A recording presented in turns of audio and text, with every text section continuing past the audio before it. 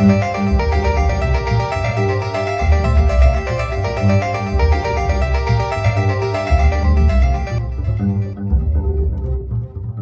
building of the trebuchet is a whole-wide project involving many hands and minds.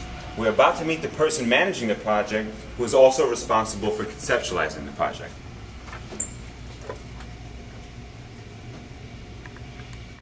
Hi, I'm here with Alice Stevenson, Senior Manager of Family Programs, and we're here to talk about the Trebuchet Project. Alice, why don't you tell me a little bit about the Trebuchet Project and how did the idea come about? So the idea was slowly kind of grew out of a couple conversations where we were talking about something fun we could do this fall, and something that we hadn't done before, something that could be produced in-house, and something that would have a lot of programming elements to it. And we actually can't remember who's the first person to mention catapults, Right. but as soon as it was mentioned, I really wanted to do it, and I wanted to do it on a large scale. We're really lucky because we have some backyard space here, a back field. And I just really feel, kids in New York don't really see that kind of large scale stuff, Right. that maybe if you're in a more rural area or suburban, you have space to do that. And so that kids in New York haven't had a chance to see things, Right. hurled across a big field. There's such great solid science behind it.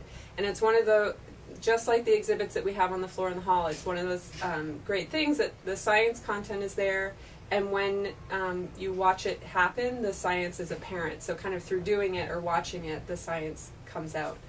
And so I think it's a great fit for, and other people here feel really strongly about using it for things like professional development with teachers, for student programs, for virtual visits.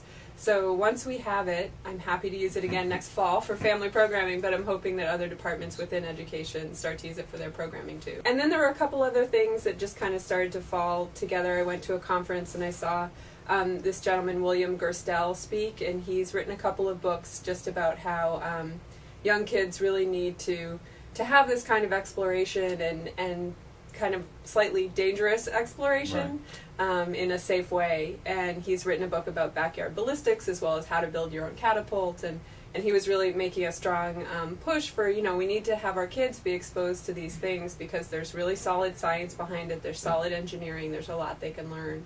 And it just felt like a perfect chance for us to kind of step up and have our exhibits guys work on it and build a big catapult so we can throw things. That's always fun. Awesome. What kind of planning has gone into this so far?